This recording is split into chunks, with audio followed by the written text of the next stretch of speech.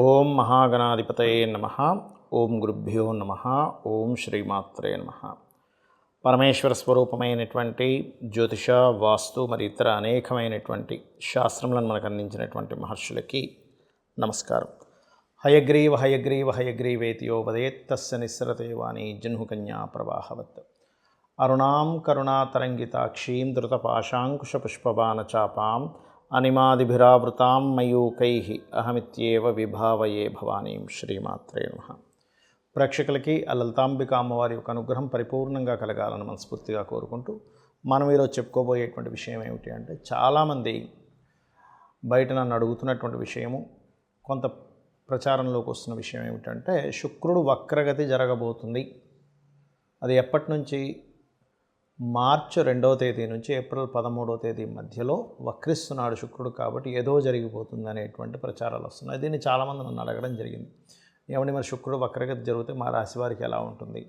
దీనివల్ల ఏమైనా విపత్తులు ఉన్నాయా? దీనివల్ల ఏదైనా ఇబ్బంది కలుగుతుందా అనేటువంటిది దీని గురించి నేను మీకు వివరిస్తాను. అయితే ఈ శుక్రుడు ఉచ్చ స్థానంలో ఉన్నటువంటి శుక్రుడు వక్రిస్తున్నాడు కాబట్టి ఈ యొక్క విషయాలపై ప్రతి లగ్నం తెలియని వారికి రాశి నుంచి ఎటువంటి ఫలితాలు జరగనున్నాయి, మరియు అదేవిధంగా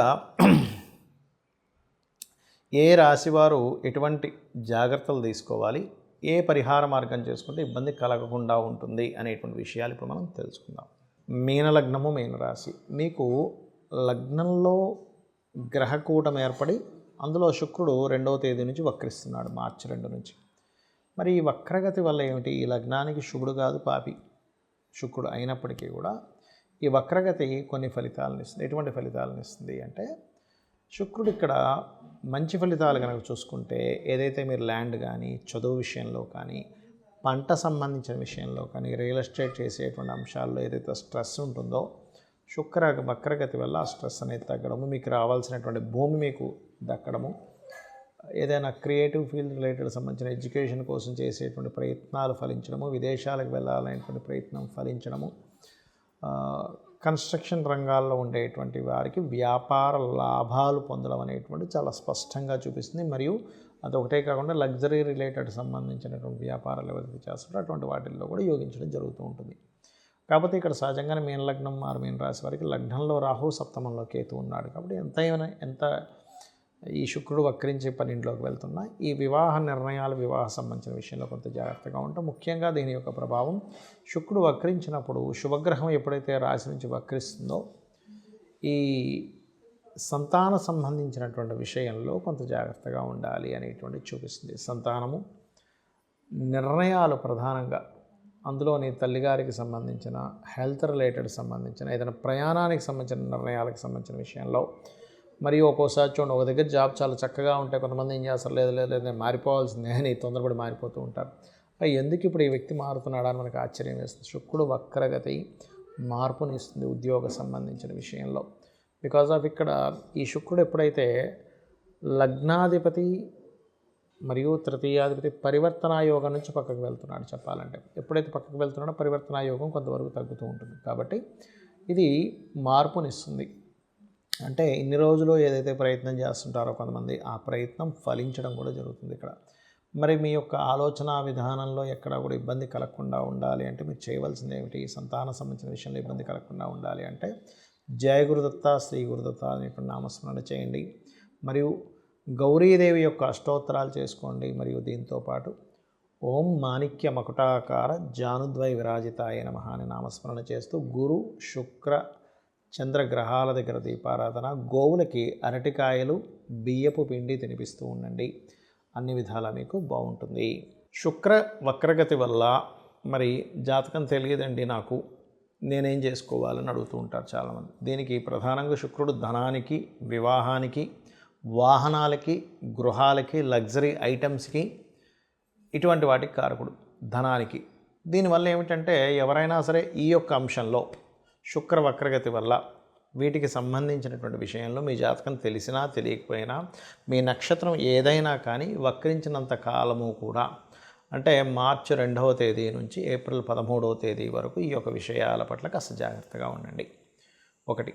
ఇక రెండవ విషయం ఏంటంటే దీనివల్ల దేశకాల పరిస్థితుల్లో ఏదైనా మార్పులు వస్తాయా? శుక్రుడు ప్రధానంగా ధనానికి కారకుడు కాబట్టి ఇక్కడ ఏంటంటే ఈ ధనానికి కారకుడు ఈ కుంభరాశిలోకి వక్రించి చూడడం వల్ల కొన్ని విషయాల్లో ఎలా ఉంటుందంటే కొన్ని దేశాలకు ఆర్థిక మాంద్యం రావడం, అదేవిధంగా ఫైనాన్షియల్ రిలేటెడ్ సంబంధించిన విషయంలో ఇక్కడ ప్రధానంగా ఏంటంటే మీకు ఎప్పుడైతే ఏప్రిల్ నుంచి ఈ 4 గ్రహాలు 5 గ్రహాలు పంచగ్రహ కూటమి ఈ గ్రహ కూటములు ఉన్నాయి.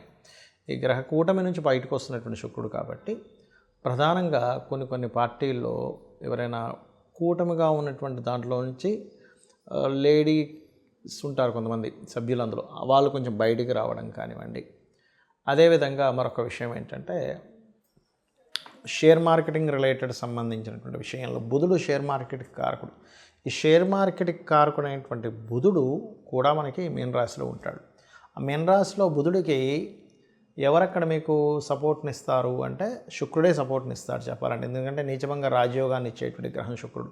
కాబట్టి ఎప్పుడైతే ఈ 2 మార్చి నుంచి ఏప్రిల్ 13 మధ్యలో సడన్గా ఒక్కోసారి చూడండి షేర్ మార్కెట్ విషయంలో డౌన్ఫాల్ అయిందండి అంటూ ఉంటారు, అలా సడన్గా తగ్గడం కానివ్వండి.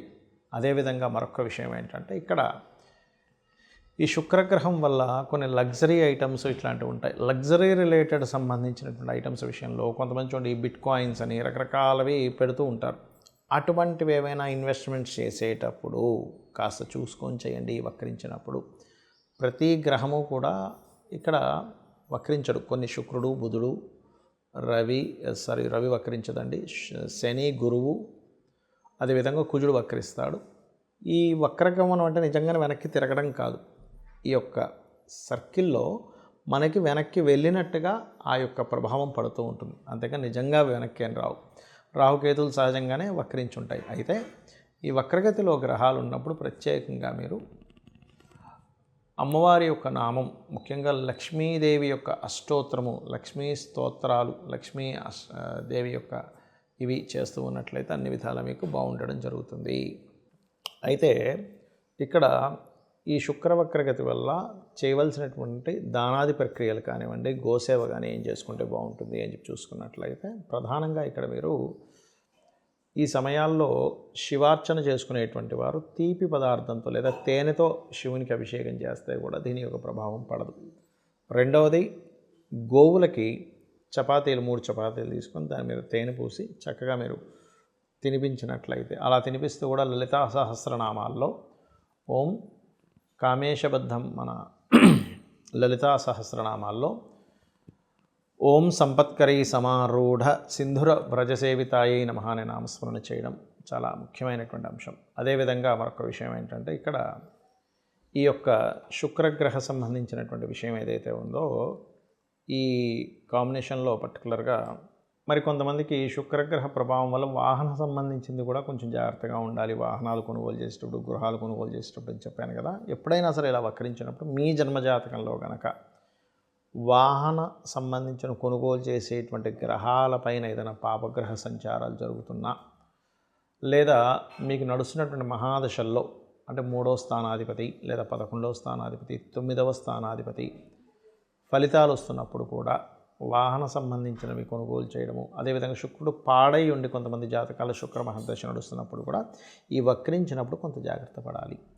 ఇవన్నీ ఒక ఎత్తు అయితే ఇక్కడ మీరు లలితాంబిక అమ్మవారి యొక్క అనుగ్రహాన్ని మీరు పొంది అంటే నిత్యము లలితా సహస్రనామాలు చేసుకుంటూ గోసేవ గనక చేస్తూ ఉన్నట్లయితే లేదా లక్ష్మీ అష్టోత్తరాలు చదువుకున్నట్లయితే శుక్రగ్రహ వక్రగతి అనేటువంటిది మీకు ఎక్కడా కూడా నెగిటివ్గా పడదు, పాజిటివ్గా ఉంటుంది. శ్రీమాత్రే నమః.